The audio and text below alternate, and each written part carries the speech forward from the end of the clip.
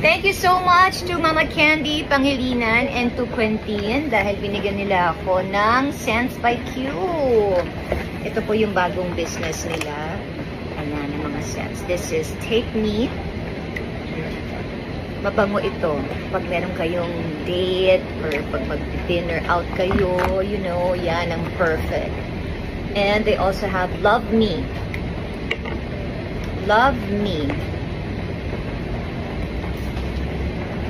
Ay, ito parang parang feeling ko pang lalaki pero kasi gumagamit din ako na perfume na medyo masculine. Ito 'yon. Yung pag masculine ang dating. Hug Me. Ayan na. Sari-sari na yung amoy ko. Deadma. Ay, ang bango nito.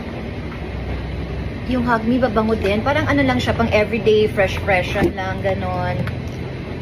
And then, this is cute. Okay.